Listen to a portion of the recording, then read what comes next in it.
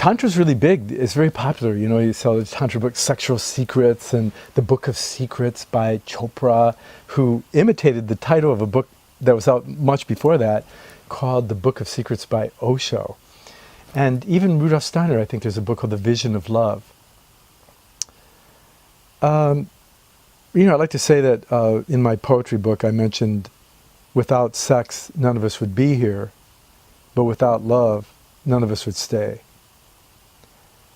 And you probably notice it as you get older. It's the minds that meet, but it's the hearts that meet that keep us young.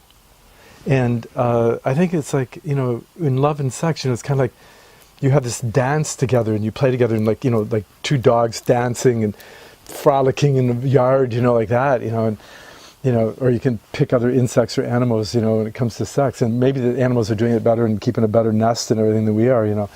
The restless bird of the mind has to find its nest in the heart. So I think that sex doesn't work without love, in my view, and love is that you want to make somebody happy. You know, sex is kind of like a polarity and a dance and all this energy going on, you know. And it's true that when you die, the energy never dies and it just transforms into something else. So maybe the energy changes form, but it lasts forever. I say that there's a mind or a soul that goes with that energy, that rides the energy. And so when it comes to sex, I think we all know about that. All the animals are doing it. Are they enlightened? Maybe not. So when it comes to love, is you can have sex or not have sex. I mean, I think there's a problem in America with obsession with gambling and spectator sports and eternal youth Peter Pan stuff and you know, strippers and pornography. Living in the picture of someone rather than the real person.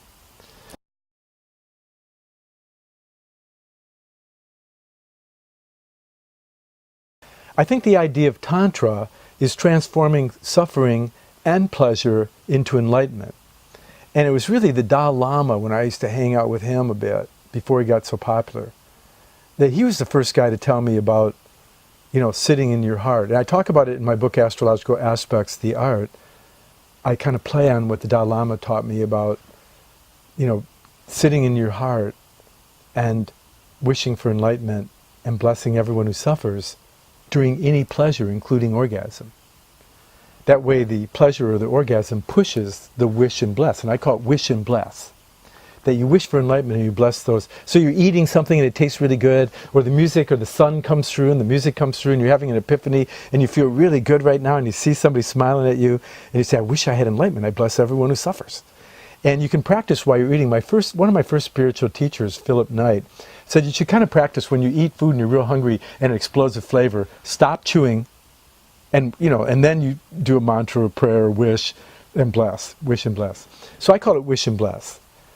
So right in the middle of any kind of pleasure, orgasm, food, the pleasure of some new wisdom insight you read in a book at Mayflower, you breathe deep to your heart. The restless bird of the mind comes to the heart, and you empty the content of your feeling, like Celtic bottoms up, top down.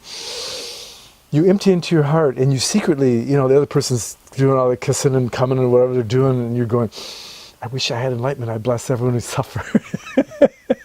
And you're trying to break the spell of the automatic, instinctive, animal, robot, machine.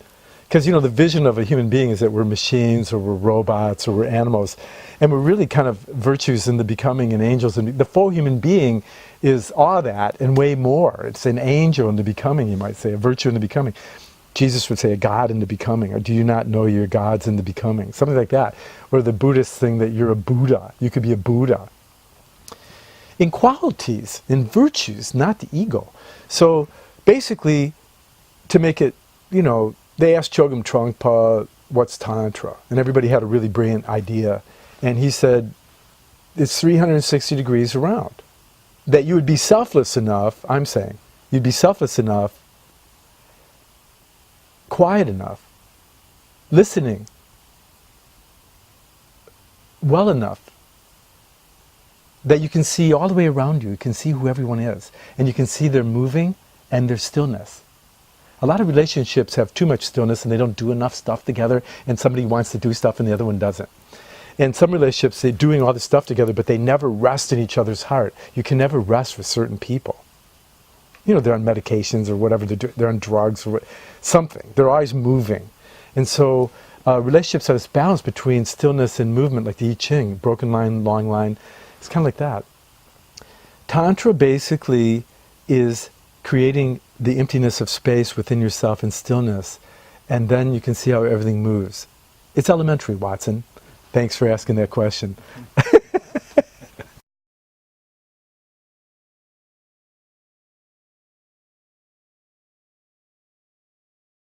When you have a stillness that unites with another stillness, there is no self. So you find a stillness in the whole world. And when you have a pure movement, a dance, kissing, you're not really with that person named so-and-so. Right. You're with the universe. You think that you think the woman represents the great goddess of the whole universe and that you're somehow a god. So if you can do that with selflessness and compassion for all who suffer, you don't get carried away with your godness and get drunken gods that destroy the world, and the wrong Dionysius that rows over the town and destroys the family and the friends in the garden. Bless your hearts. Come up with more questions. Send them to Facebook, send them to Mayflower Bookshop, mayflowerbookshop.com. You can send me an email and send your questions, and we'll bring them up here. Thanks for asking that question.